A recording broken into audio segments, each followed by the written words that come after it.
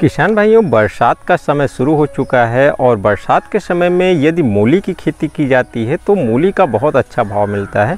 बरसात के शुरुआत होते ही मूली का डिमांड भी बढ़ने लगता है। जैसे कि अभी जुलाई का महीना शुरू हो चुका है, लेकिन जुलाई लास्ट जाते जाते और अगस्त में मूली का जो प्रयोग है साग के रूप में उसके पत्तों का प्रयोग काफ़ी बढ़ जाता है और इस वजह से इसका जो है काफ़ी डिमांड बढ़ जाती है। और क्योंकि बरसात की वजह से ज़्यादा बरसात हो जाता है तो मूली की जो फसल इसको उगाने में थोड़ी कठिनाई आती है, नुकसान ज़्यादा होता है। इस वजह से इसका जो है उत्पादन कम होता है और यही वजह रहती है कि इसका भाव बहुत अच्छा रहता है। किसान भाइयों, समय समय पर अलग अलग परिस्थिति के हिसाब से, भौगोलिक परिस्थिति के हिसाब से कहीं ज़्यादा बारिश होती है, कहीं कम बारिश होती है, कहीं बलुई मिट्टी होती है, कहीं भारी मिट्टी होती है। तो इस वजह से कहीं पर कुछ किसान भाई अच्छा उत्पादन ले लेते हैं और कुछ किसान भाई इसमें मूली की खेती करने में फेल हो जाते हैं। तो यही वजह रहती है कि जो किसान भाई लोग इसका अच्छे से मैनेजमेंट करके अगेती में इसका उत्पादन लाते हैं, काफ़ी अच्छा प्रॉफिट उन्हें मिलता है। मूली की जो खेती होती है, बुआई के 30 से 35 दिन के बाद मूली तैयार हो जाती है और कुल मिलाकर 15 से 20 दिन में मूली खेत से निकलकर ख़त्म हो जाती है। तो इन 15-20 दिनों में यदि सही समय पर हम इसकी बुआई करते हैं तो जो 15-20 दिन का टाइम पीरियड है, इसमें 10 दिन हमें अच्छा भाव मिल जाता है।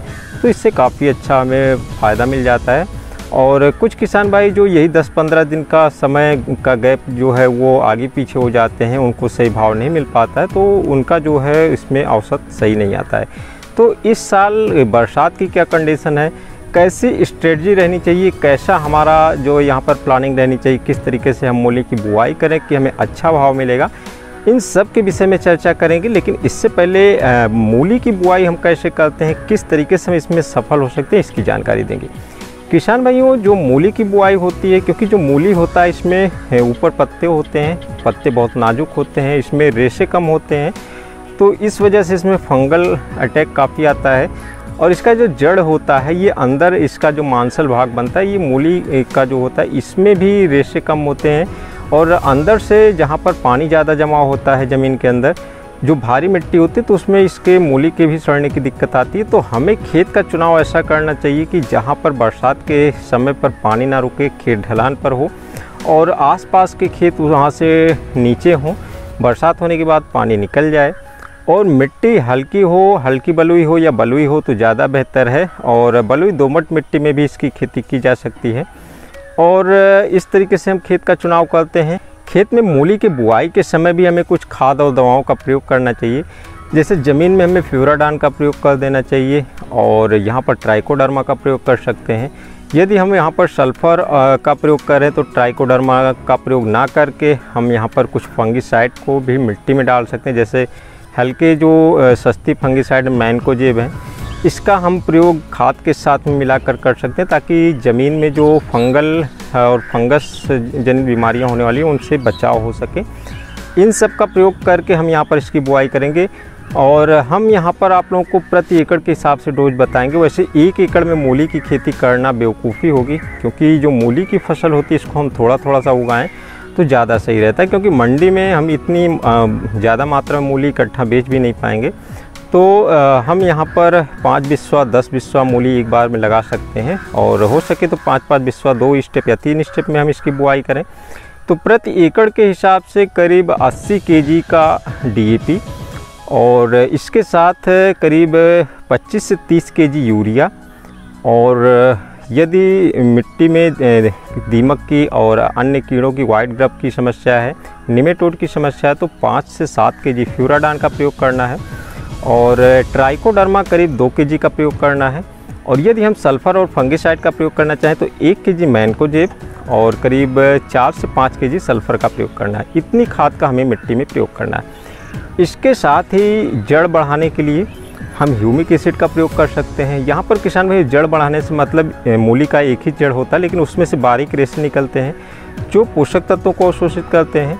तो यहाँ पर इन पोषक तत्वों को बढ़ाने वाली जड़ों को बढ़ाने के लिए हमें यहाँ पर कुछ खाद का प्रयोग करना है, जिससे मूली का जो ग्रोथ होगा तेज़ी से होगा और स्वस्थ और अच्छी मोटी मूली जल्दी तैयार होगी। तो इसके लिए हमें यहाँ पर humic acid, fulvic acid, vitamin, proteins, ये सब जो मिक्स करके जाइम आता है उनका प्रयोग कर सकते हैं।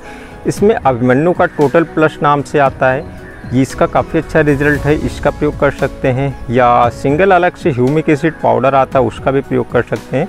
तो साथ में इन सब का प्रयोग करना है। रैली गोल्ड का प्रयोग कर सकते हैं, माइकोराइजा का प्रयोग कर सकते हैं। तो इसके प्रयोग से मूली की जड़ों का विकास अच्छा होगा, और जड़ों का विकास अच्छा होगा तो पूरे पौधों का विकास अच्छा होगा। तो इस तरीके से इतनी खाद का प्रयोग करके हमको खेत को 2 बार रोटावेटर से अच्छे तरीके से जुताई कर देनी है। किसान भाइयों, जो पहले जुताई होगी अच्छे से हमें करना है, अच्छे से गहरी जुताई करेंगे। उसके बाद पूरे खेत में हम खाद और सीड दोनों को एक साथ में मिला देंगे। उसके बाद दूसरी जुताई जो होगी रोटावेटर से हल्की जुताई होगी, करीब 2 इंच की परत में ऊपर से हम जुताई करेंगे, जिससे इसके सीड अच्छे से खेत में मिल जाए। अब यहाँ पर हम ट्रैक्टर की सहायता से जो मेड़ बनाने वाली छोटी होती है मशीनें, जैसा कि आलू का रेजर होता है जो हल्की छोटी छोटी मेड़ बनाती है, उसकी सहायता से हम पूरे खेत में मेड़ बना सकते हैं। तो इससे क्या होगा कि जो मूली के सीड हैं वो मेड़ में आ जाएंगे, और इस तरीके से मेड़ में जब मूली के सीड लगे रहेंगे तो बरसात का जो पानी होगा वो निकल जाएगा। दूसरा तरीका ये हो सकता है कि जब हम पूरे खेत में सीड मिलाकर बुआई कर देते हैं, उसके बाद हम फावड़े की सहायता से यहाँ पर करीब 2.5 फीट 3 फीट की दूरी पर हम यहाँ पर नालियाँ बनाते जाएंगे। तो 2-2.5 फीट की चौड़ाई का बेड बन जाएगा, और उसके बाद एक पतली पतली नाली रहेगी। तो इससे जो बरसात का पानी है वो बाहर निकल जाएगा। तीसरे तरीके में यदि हमारे पास पावर टिलर है, पावर टिलर से हम बेड बना रहे हैं, तो यहाँ पर खाद हम पहले ही दे देंगे और बढ़िया से 2 बार जुताई कर देंगे, मिट्टी पूरी अच्छे से भुरभुरी बन जाएगी। इसके बाद सीड को पूरे खेत में बिखेर देना है, और बिखेर देने के बाद फिर पावर टिलर से हम इसका बेड बना देंगे। तो यहाँ पर जो इसमें सीड बिखरा रहेगा, उसके बाद जब पावर टिलर से बेड बनाएंगे तो वहाँ पर जो बेड बनेगा उसकी जो मिट्टी आएगी, हमें एक बार ही हल्का बेड बनाना है 4 से 5 इंच की ऊंचाई का। तो 4-5 इंच ऊपर से मिट्टी आ जाएगी, और नीचे जो इसमें गहराई होगी तो कुल मिलाकर 6-7 इंच की इसकी ऊंचाई हो जाएगी। किसान भाइयों, इस तरीके से बुआई कर देने के बाद 2-3 दिन के अंदर इसके सीड का जमाव शुरू हो जाता है। लेकिन बुआई के तुरंत बाद या फिर उसके जो है 1 दिन के अंदर 24 घंटे के अंदर यहाँ पर हमें पेंडामिथलिन का स्प्रे करना है। प्रति टंकी के हिसाब से 50 ml और प्रति एकड़ के हिसाब से 1 लीटर का पेंडामिथलिन पूरे खेत में हमें छिड़काव कर देना है। इससे क्या होगा कि जो बाद में खरपतवार का अंकुरण होता है उनका अंकुरण नहीं होगा, लेकिन इससे जो मूली के सीड हैं इनके जमाव में कोई दिक्कत नहीं होगी। मूली के सीड का जमाव हो जाएगा, लेकिन खरपतवार का अंकुरण काफ़ी कम होगा। तो इस तरीके से यहाँ पर हम खरपतवार से शुरुआती तौर पर बचाव कर सकते हैं।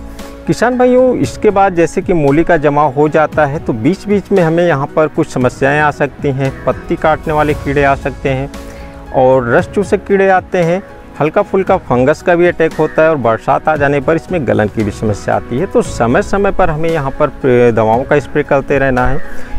जो इसमें कीड़े लगते हैं, रस चूसक कीड़े लगते हैं, इन सब के लिए बायर का सोलोमन का हम प्रयोग कर सकते हैं। 10 दिन की अवस्था तक हमें यहाँ पर हल्का डोज लेकर चलना है, उसके बाद हम यहाँ पर डोज बढ़ा सकते हैं। और फंगिसाइड में हम नेटिवो का स्प्रे कर सकते हैं, और इसी के साथ और हम यहाँ पर साफ बाबस्टीन का प्रयोग कर सकते हैं, साफ का प्रयोग कर सकते हैं, मैनकोजेब का प्रयोग कर सकते हैं। और यदि समस्या गंभीर है, ज़्यादा इसमें दिक्कत आ रही है, तो कुछ और अच्छी जैसे कि एमेस्टार टॉप, इन सब दवाओं का हम स्प्रे कर सकते हैं।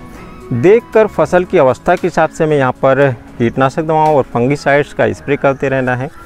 और फसल 15 से 20 दिन की हो जाए तो बीच बीच में हमें यहाँ पर टॉनिक का भी स्प्रे करना है। यहाँ पर हमें एक बात का ध्यान रखना है, जो भी खाद देना है वो हम बेसल डोज में ही देंगे। उसके बाद यहाँ पर हमें कोई भी खाद नहीं देना है, यूरिया का प्रयोग बिल्कुल भी नहीं करना है। यदि हम यहाँ पर यूरिया का प्रयोग करते हैं तो इससे पत्ते जलने की समस्या आ सकती है। यदि लगता है कि यूरिया का प्रयोग करना है तो आप इसमें नैनो यूरिया का स्प्रे कर सकते हैं। मैग्नीशियम का भी स्प्रे कर सकते हैं यदि पत्तों में पीलापन आता है। और साथ ही साथ आप इसमें टॉनिक का स्प्रे कर सकते हैं। कई प्रकार की टॉनिक आती हैं, एमिनो एसिड बेस्ड टॉनिक का प्रयोग कर सकते हैं, सागरिका का प्रयोग कर सकते हैं, इन सब का प्रयोग कर सकते हैं। इस तरीके से आप देखभाल करते रहेंगे, करीब 30 से 35 दिन के बाद आपका जो मूली है ये उखाड़ कर बेचने लायक हो जाएगा, और टोटल करीब 50-55 दिन की अवस्था तक आपका खेत खाली हो जाता है। तो किसान भाइयों, इस तरीके से मूली की खेती कर सकते हैं। और अब बात आती है कि अभी की जो परिस्थिति है इस हिसाब से क्या मैनेजमेंट होना चाहिए, क्या स्ट्रेटजी होनी चाहिए कि हमें मूली की खेती किस तरीके से करनी है। किसान भाइयों, इस साल का जो अनुमान लग रहा है कि बरसात अभी कम होगी, और क्योंकि फ़िलहाल 1-2 बार बरसात हुई है, और इस समय की जो परिस्थिति है मूली की बुआई लायक मिट्टी में नमी बहुत अच्छी है, और लोग बहुत तेज़ी से मूली की बुआई भी कर रहे हैं। और यदि इसी तरीके से रहा, बरसात कम हुआ, तो मूली की फसल भी काफ़ी अच्छी होगी। और इस तरीके से बुआई के बाद यदि फसल अच्छी होती है तो मूली की डिमांड तो वैसे ही रहेगी जैसे हर साल रहती है, लेकिन उत्पादन ज़्यादा होने की वजह से अभी हो सकता है कि इसका रेट डाउन हो। तो जैसा कि यदि आप मूली की खेती अभी करना चाहते हैं तो कुछ क्षेत्र में आप मूली की खेती कर सकते हैं, और इसी के बाद जब बीच में एक बार हैवी बरसात होगी तो उस बरसात के बाद अभी मानकर चल सकते हैं अभी से 15 दिन के बाद का जो गैप है, इसके बीच में यदि कोई हैवी बरसात होती है और उसके बाद जैसे ही परिस्थिति अच्छी होती है, मूली की बुआई लायक होती है, आप तुरंत उस समय पर मूली की बुआई कर दें। क्योंकि उस समय पर यदि आप अगेती में मतलब कि और अन्य लोगों से पहले आपके खेत की कंडीशन ऐसी हो जाती है कि आपके खेत में बुआई हो जाती है, तो वहाँ पर आप आगे रहेंगे। क्योंकि अभी की जो मूली की बुआई हो रही है वो आगे चलकर उसका जो प्रोडक्शन है वो आगे चलकर जो है पहले ख़त्म हो जाएगा, और फिर ये हैवी बरसात वाला जो गैप रहेगा उसके बाद जो आपका कंडीशन होगा खेत में बुआई लायक, उस समय पर यदि आप इसकी बुआई कर देते हैं तो फिर आप वहाँ पर आगे रहेंगे। क्योंकि ये वाली जब मूली ख़त्म होगी तो अगले शिफ्ट में जब आपकी मूली आएगी तो उसका काफ़ी अच्छा रेट होगा। किसान भाइयों, जुलाई, अगस्त और सितंबर इन 3 महीनों में जो मूली की बुआई होती है उसका रेट अच्छा रहता है।